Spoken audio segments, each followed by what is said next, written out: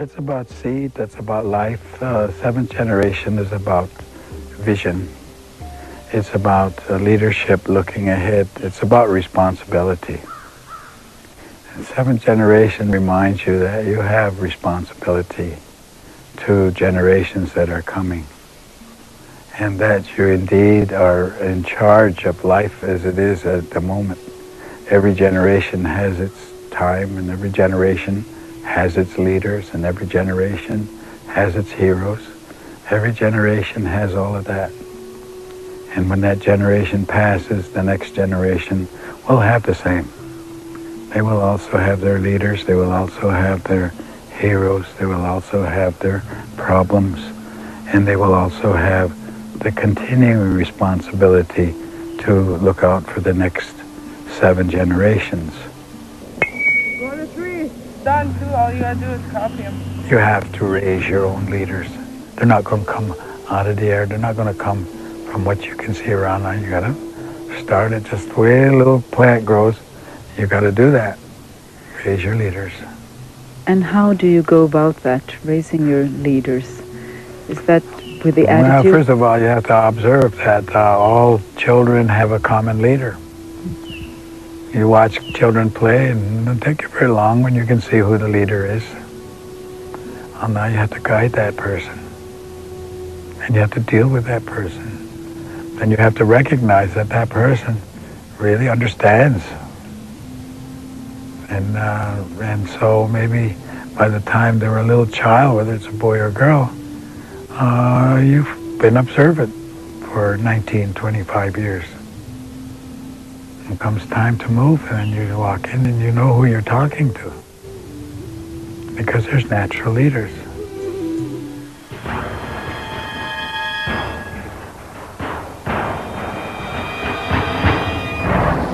The most important thing I would think is that the leadership change their values from power and authority to responsibility. I don't think, as in the United States, they have a Bill of Rights, that they added on to the Constitution of the United States. And I think that should have been a Bill of Responsibility, not a Bill of Rights. Because people talk about their rights, but they never talk about their responsibility. And leadership has got to have that above all. They've got to have vision. They've got to have compassion for the future.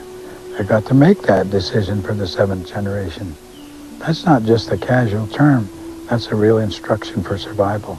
Animal, every bird, every nation, every plant has its own area to be.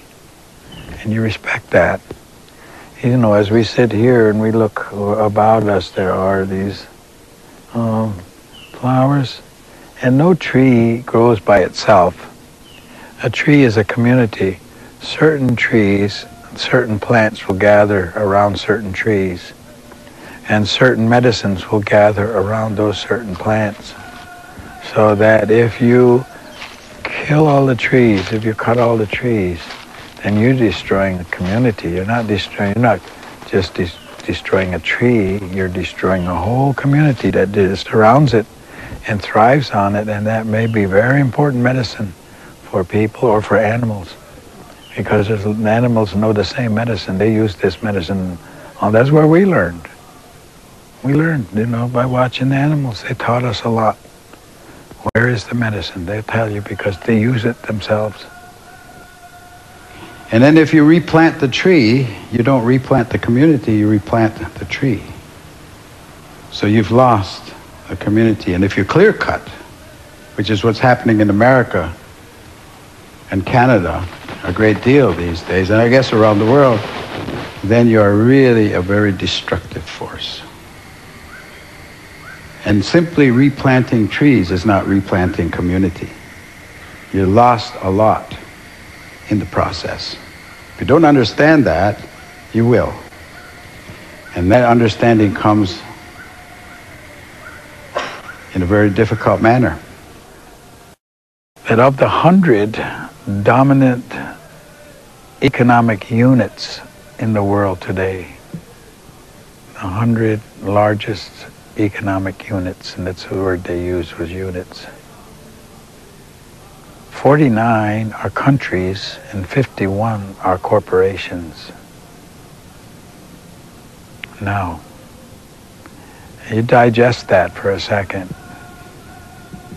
What does that mean? It means that corporations are the driving force of decision-making today. And corporations are not concerned with human rights. They're not concerned with human life. They're not even concerned with a proper wage for the people that are working for them. So what kind of decisions are going to be made on our behalf by this economic power, these corporate states, I call them? Oh, there's going to be hell to pay, as they say, for some of the things that are going on now. So I think that people have to become aware and become awake, and not, and power is always in the people's hands, authority. They need to come of one mind, and they need to challenge the values that are being shoved at them today, because this has become a consumer society. It's driven by economics. It's not driven by common sense. It's economics. But do all people have the possibility to work from common sense instead? Well, I was born with common sense. That's why they call it common sense.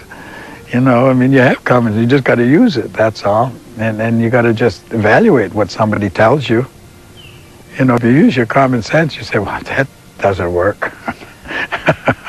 No, I don't think so. I mean, I remember when one of our chiefs, we had a group of boys who had done something bad, and they were sitting in front of the chief's council, and they were talking about, you know, who was the leader. And I remember the chief, one old chief said, well, he said, you know, it's not good sense to follow somebody just because. Why? You can't give me an answer why you follow him, but if you were going to do something like jumping off a cliff, would you follow him? Would you do that? Use your sense, use your common sense. And then he said, everybody should be their own leader. In other words, do your thinking for yourself. Будут участвовать в этих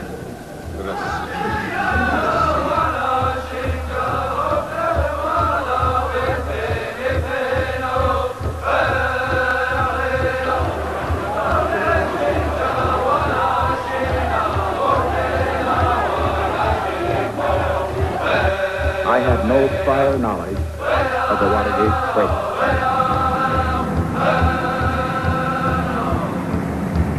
So how's God going to talk to me in the latter days? And who's going to bring that book? There will be no excuses. Now we see flames. There are flames coming out of it. The compound is on fire.